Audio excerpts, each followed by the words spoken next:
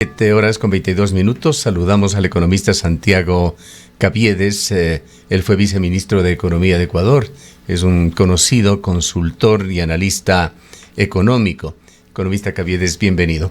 Quisiéramos conocer su visión sobre la situación del país. Empecemos con sus observaciones sobre la situación macroeconómica, cómo se encuentran los principales índices, a qué obedece esa imagen positiva que Ecuador refleja hacia afuera, particularmente con índices como riesgo país que han bajado diametralmente. Bienvenido.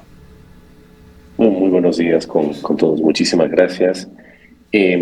Bueno, hay algunos aspectos positivos en el manejo macroeconómico. Creo que no hay cómo ocultar el hecho que el desempeño en algunos indicadores importantes pues ha puesto al país en una situación de ya poder acceder a los mercados internacionales. Creo que el principal está en el nivel de reservas internacionales que ha podido acumular el país, y eso se debe a dos factores importantes: una fortaleza de la balanza de pagos, como una situación comercial que ya por 3 años ha sido positiva. Este año sigue siendo positiva, aunque hay una tendencia a que el resultado externo sea menor este año.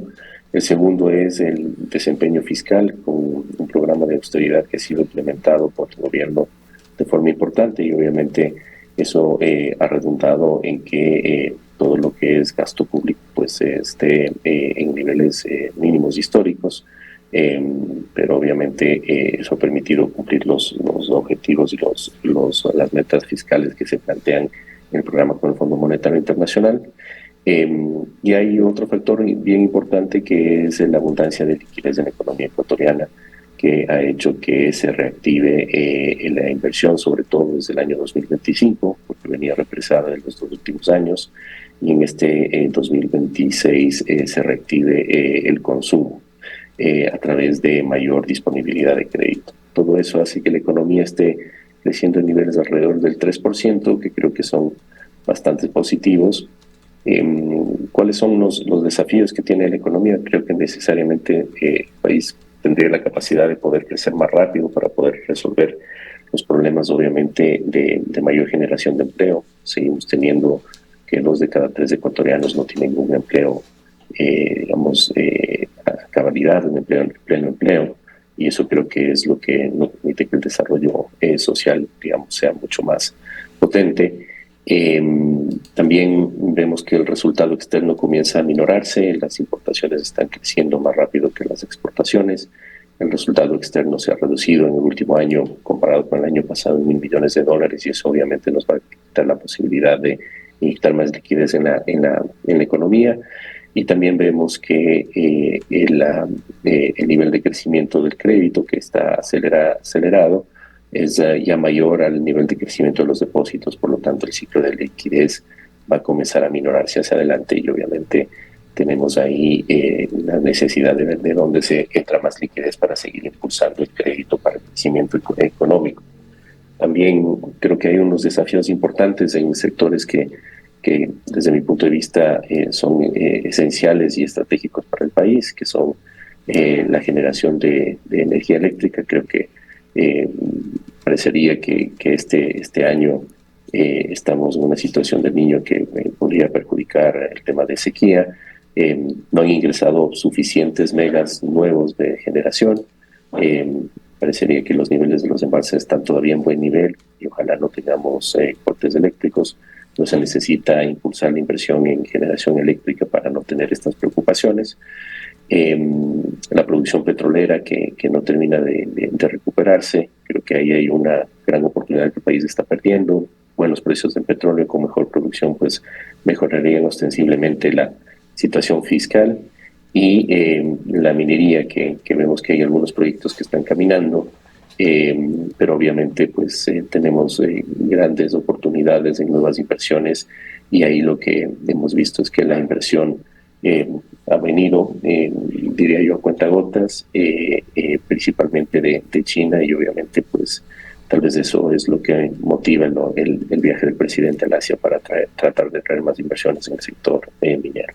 Economista Caviedes, muy buenos días. Pues como usted mismo manifiesta, hay una serie de desafíos y quizás el que más preocupa es al ciudadano común. Hay un crecimiento económico, hay números positivos, pero también hay otros números que preocupan. La pobreza multidimensional ha crecido en 4 o 5 puntos. El empleo, como usted mismo manifiesta, no logra superar esos porcentajes preocupantes para la población.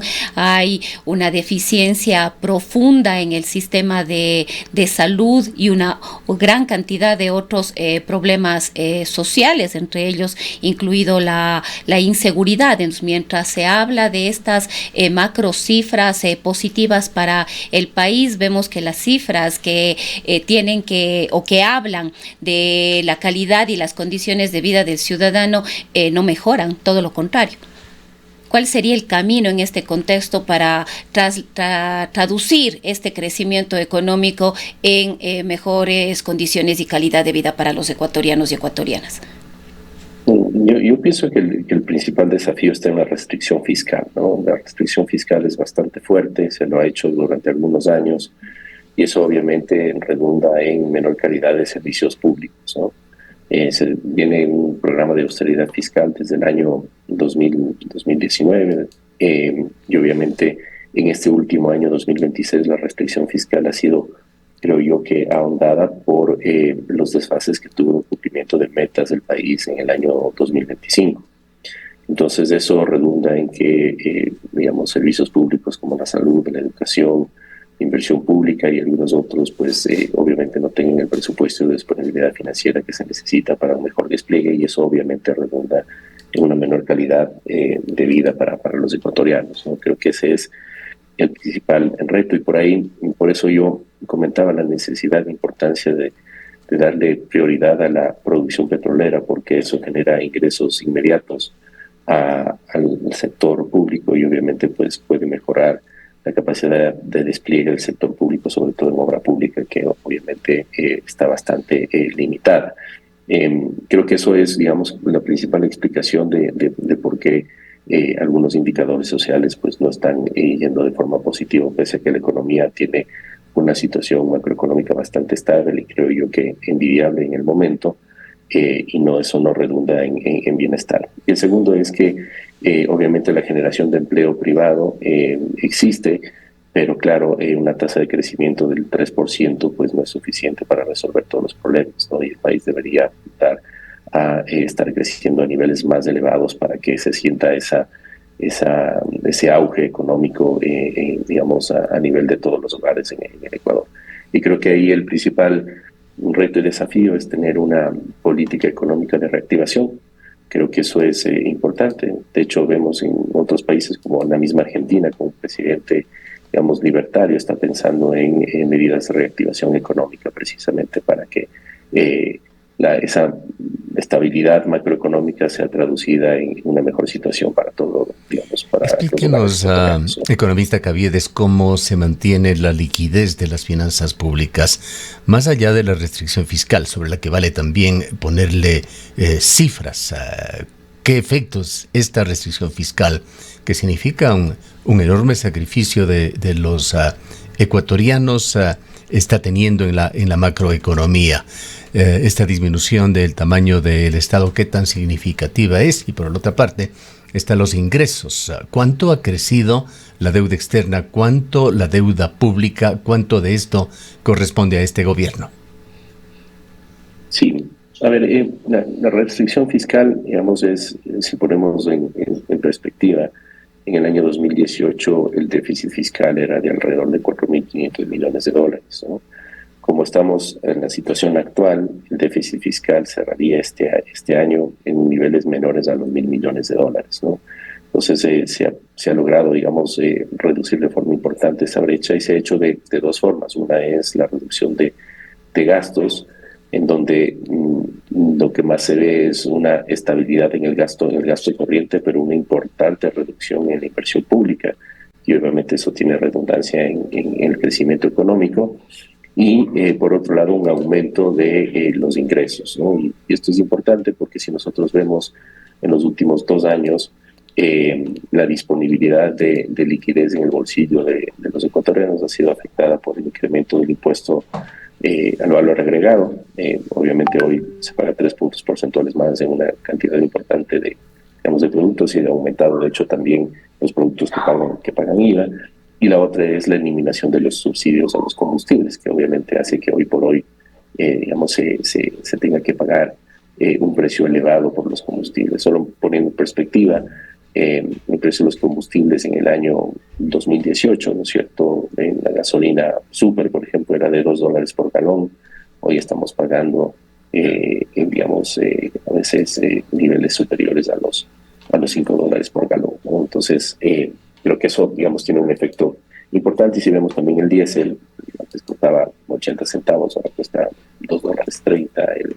La gasolina extra cuesta $3, cuando, hace poco la gasolina extra costaba $1. Entonces, eso significa que hay menos dinero en el bolsillo de los ecuatorianos, y por lo tanto, la situación, de disponibilidad de ingreso disponible para los hogares es menor, ¿no? Y eso es de la forma como afecta la situación fiscal. ¿Qué es lo que sucede, ¿no es cierto? El nivel de deuda en términos absolutos se mantiene relativamente estable, pero lo que crece es la economía, y el ratio de deuda sobre el PIB se ha reducido. En términos de la deuda consolidada a nivel sector público, pues estamos en un nivel de 48%, en el camino que se apuntó para lograr ese 40% de deuda que se tiene, ¿no? Hay dos formas de reducir la deuda: una es con restricción fiscal y la otra es con el crecimiento económico. Creo que se ha privilegiado, ¿no es cierto?, la restricción fiscal. Creo que una de las formas de reducir el nivel de deuda, y se debe tomar el nivel de deuda del país en términos relativos al PIB, sería mucho mejor la situación de la deuda si es que tuviéramos un crecimiento más alto. Como muchas veces yo digo, la mejor política fiscal es el crecimiento económico, y creo que ahí hay una oportunidad que el país debería aprovechar, sobre porque este tema, tiene capacidad de hacerlo, ¿no? Economista Caviedes, quisiera preguntarle, y lo ponemos en pantalla para quienes nos siguen a través de la internet, si es que usted vio esa publicación y a lo mejor le llegó un informe del Observatorio de la Dolarización. No sabemos qué economistas lo componen, conocemos y hemos entrevistado recientemente a uno de ellos, pero el Observatorio de la Dolarización ha publicado algo que es realmente una especie de aviso de urgencia sobre el riesgo de la salud y de la vida de los propios ecuatorianos. En su post publicado en X, señala que la crisis de la salud pública es deliberadamente provocada en Ecuador y da cuenta de una subutilización de los presupuestos, pero que llega a situaciones extremas que no pasan del 4% en dispositivos médicos, instrumental médico, quirúrgico, dispositivos médicos en general. La única cifra que tiene un valor significativo en cuanto a ejecución presupuestaria es el costo de los recursos humanos, que dice es algo inevitable y que tiene que hacer, porque los médicos y el personal auxiliar está allí. Concluye en este informe que cita y publica cifras oficiales del Ministerio de Finanzas, que la administración del Nuevo Ecuador prioriza el pago de la deuda y no la vida de los ecuatorianos. No sé si lo vio, y es importante también saber si es que usted coincide en alguna medida con ese informe. Y quizás yo quisiera añadir, economista Caviedes, es que de este porcentaje del presupuesto a la salud, como decía ya Gustavo, solo el 4% iría para insumos, medicamentos y otros, el resto de personal, y un porcentaje realmente importante para la desvinculación de personal en este contexto de austeridad y de reducción del Estado, que en el caso de la salud resulta más bien preocupante pensar que haya un porcentaje importante, casi el porcentaje mayoritario del presupuesto para desvincular a funcionarios del sector de la salud, de todo, administrativos, médicos, enfermeras, especialistas, etcétera, etcétera. Sí, bueno, no he tenido acceso a esa publicación. La verdad es que no conozco quién forma parte de ese observatorio. Pero lo que queda claro, ¿no es cierto?, es que la restricción fiscal está ahí. Yo, yéndome a un número, que manejo, el año pasado, en esta misma época, el déficit fiscal estaba en $1.200 millones. Este año tenemos, digamos, a la misma fecha, un superávit de casi $1.200 millones. ¿Eso qué significa? Que la restricción fiscal de este año comparado con el año pasado son $2.400 millones. Y eso es lo que se está sintiendo, digamos, en todos los sectores, y seguramente también se está sintiendo en el sector salud, ¿no? Obviamente, aquí creo yo que desde el punto de vista de manejo económico, pues creo que se debería revisar dónde se está, digamos, haciendo los esfuerzos para obviamente no afectar a temas tan importantes como la salud de los ecuatorianos, ¿no? La salud y la vida. Usted ha visto manifestaciones en las diversas ciudades del país de personas con enfermedades terminales o catastróficas que no reciben atención. Correcto, ¿no? Que no les queda sino manifestarse en las calles y advertir que cada día que pasa es una disminución en su calidad de vida y en sus expectativas de vida. Situación que nos lleva a preguntarnos y a preguntarle si es que el fin justifica los medios. ¿Cómo explicar esta paradoja en la que Ecuador exhibe una solvencia externa inédita, pero simultáneamente enfrenta un deterioro operativo muy significativo del sistema social? Mi punto de vista es que a la final todo esto, digamos, redunda en el tema de sostenibilidad. La sostenibilidad fiscal obviamente se da por los números financieros, pero también se da por la capacidad que tiene, digamos, la población de sostener ese ajuste. Yo creo que el ajuste que ha tenido el Ecuador en términos fiscales en los últimos 10 años ha sido importantísimo, ¿no es cierto? Y los ecuatorianos hemos resistido ese ajuste fiscal, que obviamente era necesario porque la situación de desequilibrios fiscales, digamos, desde la caída del precio del petróleo, había que resolverlo.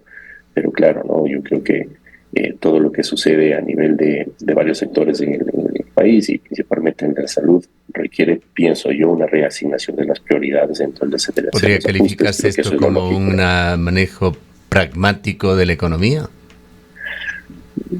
Mire, si me pregunta a mí, ¿no es cierto? Yo creo que se puede mejorar muchísimo, ¿no es cierto?, la gestión del sector público en las empresas públicas, donde obviamente no se ve tanta eficiencia en el control de gasto. Creo yo, por ejemplo, ¿no es cierto?, que el aumento de la producción petrolera resolvería muchísimo y daría más holgura al gobierno para poder, digamos, enfrentar gastos importantes como es el tema de salud. Entonces creo que sí hay espacio para mejora, ¿no? En el mismo tema, pero hablando de otros problemas sociales, como esos altos índices de informalidad laboral que mantiene Ecuador, ¿hasta qué punto esta especie de cortafuego financiero, reservas récord, disminución del riesgo país, etcétera, puede seguir compensando la debilidad estructural del mercado laboral y los altos índices de informalidad? Claro, digamos, la situación laboral, digamos, es permanente. Ha habido años en los que está un poco mejor, pero siempre ha habido informalidad y eso se debe principalmente a una falta de inversión, ¿no? El nivel de inversión del país, ¿no es cierto?, ronda el 22% del Producto Interno Bruto, cuando, digamos, países que han tenido tasas de crecimiento y han logrado combatir definitivamente la pobreza, tienen tasas de inversión, ¿no es cierto?, superior al 30%, ¿no? Entonces eso es lo que debería el país buscar, cómo hacer que el Ecuador, ¿no es cierto?, tenga un nivel de inversión más alto, porque al tener un nivel de inversión más alto, pues se genera muchísimo empleo y se reducen esos niveles de precariedad laboral, ¿no? Yo creo que ese es el principal desafío.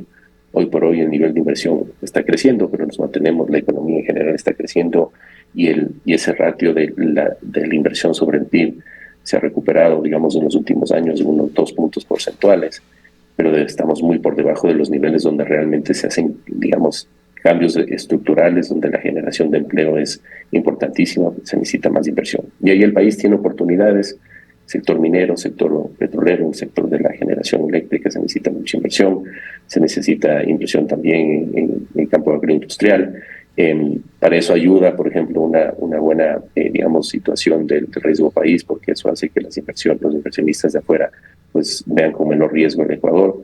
Pero claro, tenemos una situación bastante buena en términos macrofiscales, pero todavía no llega a esa inversión. Y eso yo creo que es... Ahora, teóricamente, ¿no? En economía, la estabilidad macroeconómica no debería traducirse en bienestar social. ¿Son los plazos entre que lo uno ocurra y ocurra lo otro demasiado largos?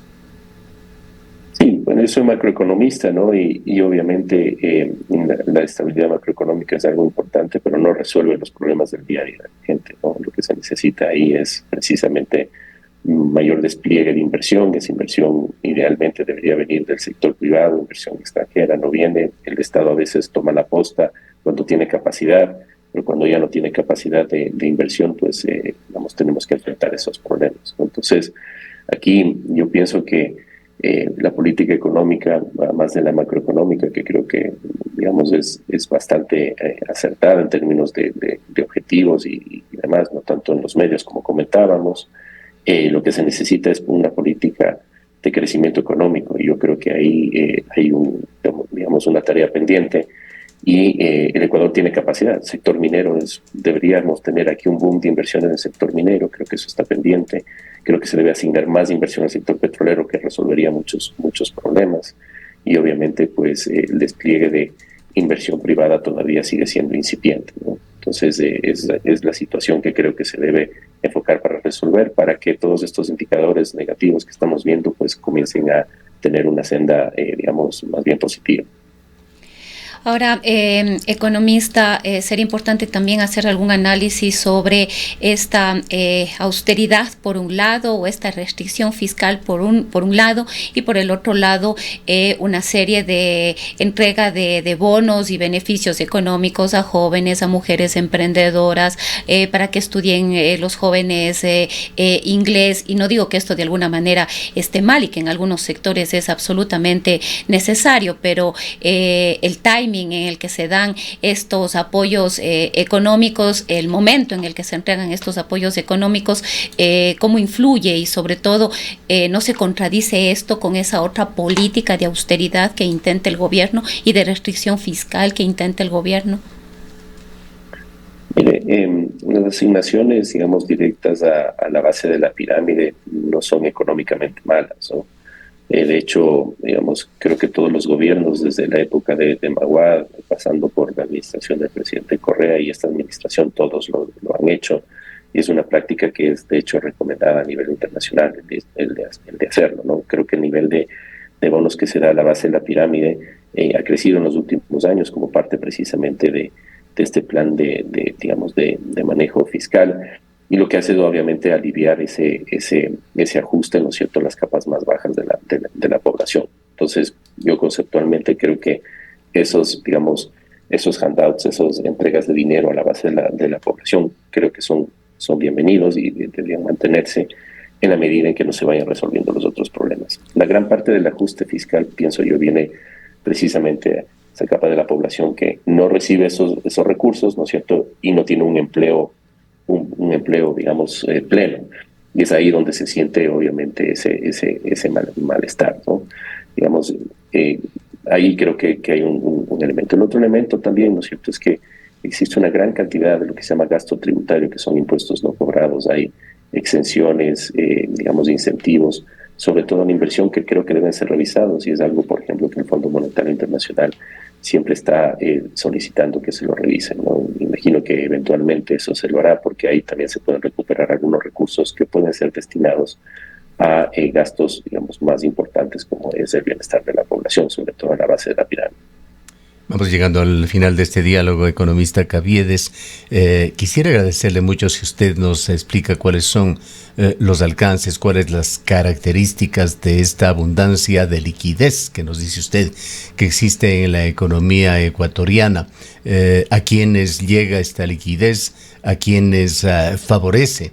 Nos ha hablado también usted de un crecimiento de la economía del 3%, de una reactivación del consumo, pero asimismo contrastando, hay informes de que los ecuatorianos de los quintiles 1, 2 de pobreza cada vez están más endeudados, y así terminan mes a mes en esa compleja situación. Sí, mire, la liquidez, se alimenta por tres factores importantes. Uno es, obviamente, una balanza comercial positiva, muy amplia, ¿no es cierto?, que bordeado los $5,000 millones del año pasado. Este año seguramente terminaron en 4,000. Eso ayuda. El aumento de las remesas de migrantes, que ha sido importante en los últimos años, seguramente este año ya no crecerá tanto como creció el año 2025, y la disponibilidad de crédito externo para el gobierno. Eso alimenta, digamos, la balanza de pagos, ¿no es cierto?, y los dólares que entran en la economía. Y por el lado de la salida de dólares, pues la entrada digamos, de financiamiento externo financia la salida del pago de deuda externa. Por lo tanto, el pago de deuda externa no nos absorbe esa liquidez del país, como sucedió, por ejemplo, en el año 2023, donde no tuvimos desembolsos externos y obviamente en un año redujimos casi 4.500 millones de dólares la reserva, ¿no? Por otro lado, el nivel de importaciones estaba bastante mitigado, ¿no es cierto?, hasta el año pasado. Este año el nivel de importaciones se ha recuperado y obviamente está absorbiendo esa liquidez y haciendo que esa liquidez baje. Entonces, teníamos, digamos, yo creo que llegamos a la cúspide de ese nivel de liquidez en el año 2025, y hacia el año 2026 esa liquidez va a comenzar a bajar, y por lo tanto la tasa de colocación de créditos y aumento de depósitos va a bajar, y ese crecimiento del crédito seguramente va a venir a decrecer en los próximos tiempos. Eso ha sido lo que ha impulsado principalmente el crecimiento económico y ha sido dado hacia financiar la inversión. Entonces, cuando se financia inversión, eso genera empleo, ¿no es cierto?, y es el empleo que se ha generado, ¿no es cierto? Y el nivel de inversión ha sido lo suficientemente alto como subir muchísimo ese ratio de inversión sobre el PIB. Por lo tanto, creo que ahí, digamos, todavía no hay suficiente, tracción, ¿no es cierto?, para hacer que la tasa de inversión sea alta. Y este año se ha comenzado a colocar crédito en el consumo, que hace que los hogares, ¿no es cierto?, pues sean lo que tomen la posta, ¿no es cierto?, en la reactivación económica. Y obviamente, pues tal vez el nivel de deuda de algunos hogares está elevado precisamente porque existe disponibilidad de crédito. Se les coloca el crédito, pero obviamente pues no hay suficiente generación de empleo en general en el país, ¿no? No quisiera cerrar sin conocer sus cifras, su apreciación sobre la deuda externa, la deuda pública, ¿en qué valores está?